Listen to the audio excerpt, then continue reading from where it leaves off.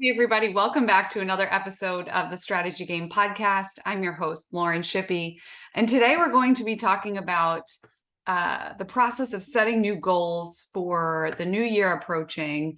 And I'm going to be referring back to a blog post that our good friend and contributor, Jen Fonseca, wrote for us. And it's called Why the Who Questions Matter When Setting New Goals.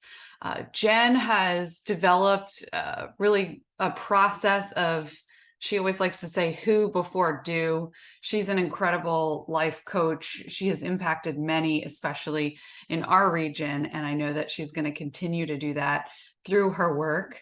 And so she had written this blog post about a year ago. And so as we approach 2023, I was looking at it again and thinking, wow, what a great way to think about starting the new year. Because as we get to this time of year, I'm already thinking about 2023. I'm already starting to think about what does next year look like? What does it hold? And it takes a while to let that simmer a little bit and just continuously be listening, be looking, be actively aware of the direction that things are moving, not only in the world, in the economy, in your business, but also personally in your life. And by that, I just mean taking space to be still and to listen for that still small voice that will guide you and will direct you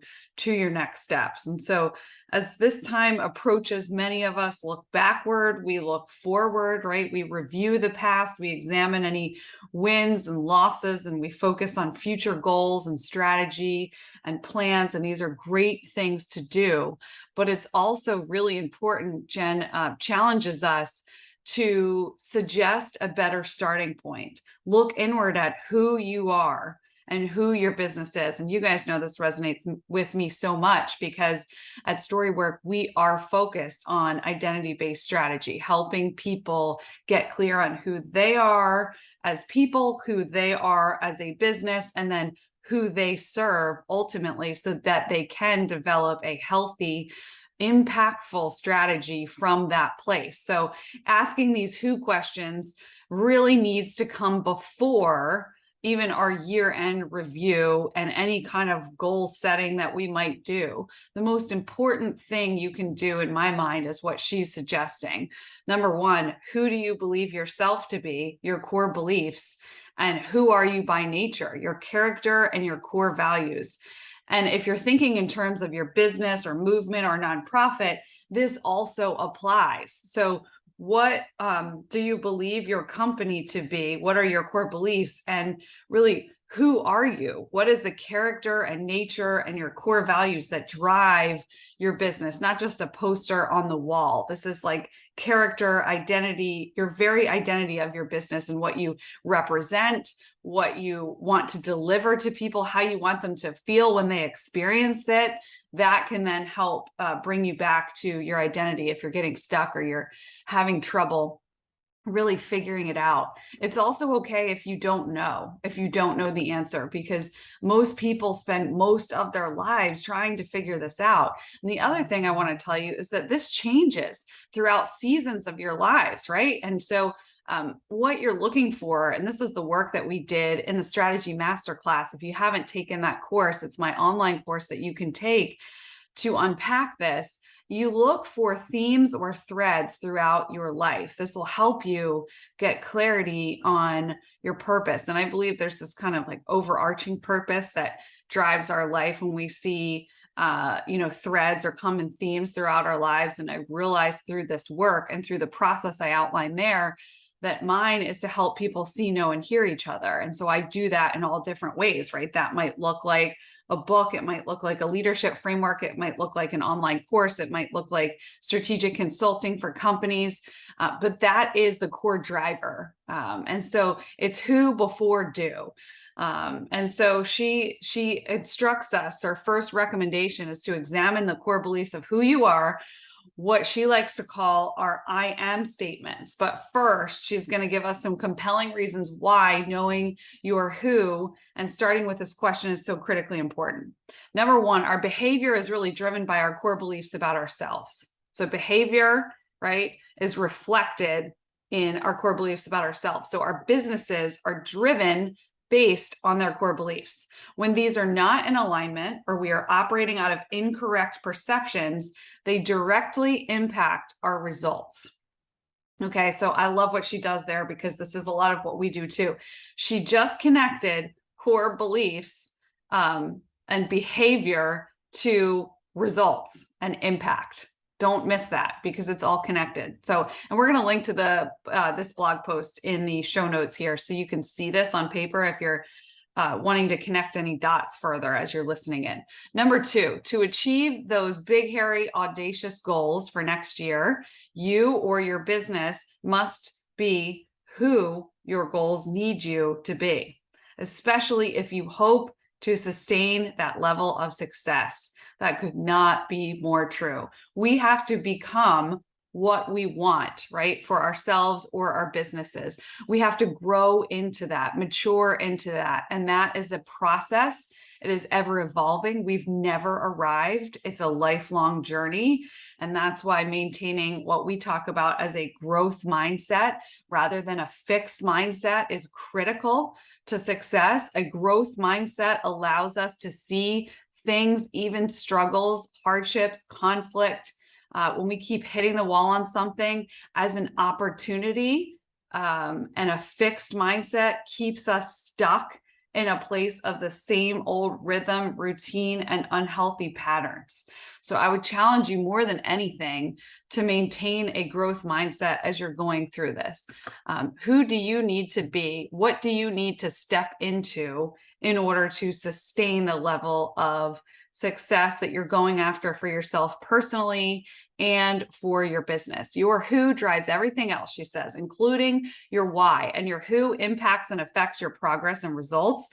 And if you're doubting this, she's going to share with us a true story that her friend shared with her the other day to illustrate the power of knowing your who. So it says, my friend, let's call him Brian, is an entrepreneur with a few startups under his belt. Over the last few years, Brian has worked on a big idea that has the potential to be hopefully world-changing. We made an agreement a few months back that he would write and publish a white paper on the idea platform he's been developing. The weeks and deadlines came and went. When he had an accountability chat about it, he said, I'm just a big procrastinator, and I completely disagreed. Some of us are more pressure prompted, but our identity, our who, is not a procrastinator. Oh, we may be selectively motivated. I prefer that term. But when we put things off, it is because of a deeper reason, often fueled by inaccurate view of ourselves. I believe that so much. A core belief issue of who we are is preventing us from moving into who we should be.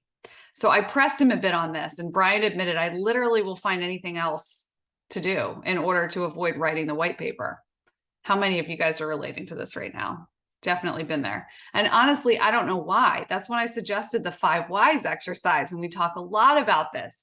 If you've taken the masterclass or listening to the podcast, we have a whole episode on this.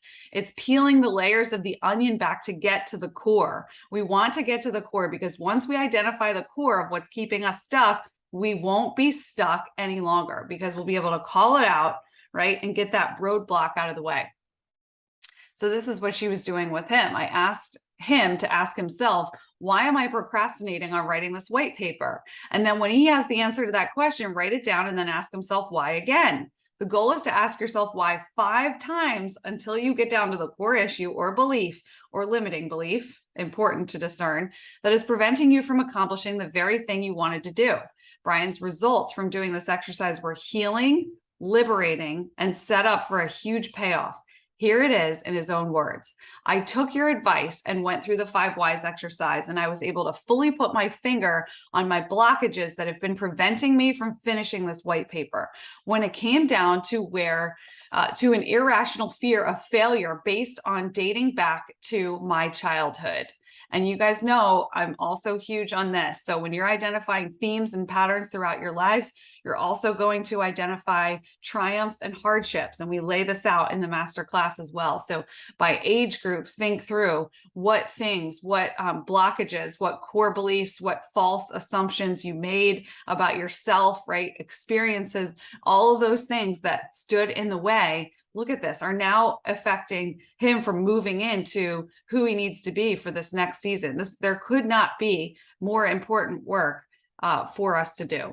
So it says, so I was able to pinpoint exactly where the fear came from. And now I am rewriting the way I am viewing those past failures. And once I started to make the shift in perception of who I am, everything else started to change.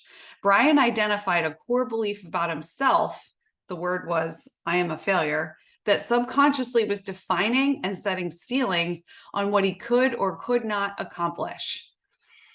It drove his behavior, and the why for his idea is amazing, but without a solid who behind it, well, it was just too massive an undertaking to achieve. Brian convinced himself based on a false belief of who he was, that he should give up on his goal and that he lost his passion for it. So he must not really be, this must not really be his purpose. Does this sound familiar to you? Are you thinking of a situation in your life right now where there was this maybe tiny little lie that started back in the day and now has had a consequential impact on your life? Now, this might not be obvious right away, but I promise you, as you follow these steps in the masterclass and you look at your life and things come to mind, write them down and start paying attention to the trends. If you keep hitting the wall with someone or something, pay attention to that. And instead of having a fixed mindset and saying, well, this just always happens, start asking yourself why. Start being curious about that. Get curious about it. Identify any patterns. And once you're able to call those out, then you can understand the work that you need to do in order to move into who you need to be for the next level of growth for a new year, a new season, right? In your business and in your life. So this is amazing. I would encourage you to read the rest of the post, but she talks about, maybe you struggle with imposter syndrome. You wonder if you have what it takes. And I want to tell you, you're not alone in that. Until we address all of those core beliefs about who we are or who we perceive ourselves to be, we will continually look back with regret and we'll have trouble moving forward without fear. So maybe for today, start asking yourself some who questions. And she gives us 4 questions to ask. So number 1, who am I? Number 2, what core beliefs were driving what you did or did not accomplish last year? That's big. So what core beliefs were driving what you did or did not accomplish? What I am statements do I have that are really unproductive and self-limiting beliefs? And then number 4, what narrative am I telling myself? And if it's unproductive, what's the new narrative I want to write up to help me move forward? What are we going to replace it with? So we can't just kick out the old narrative without replacing it with something new. So let the new come. That would be my encouragement for this new year. Take some time to reflect on these things. This is a great time of year to do this and get ready for a really awesome new year to come. So thanks for listening in. As always, I'll link to this in the show notes and we'll talk to you soon.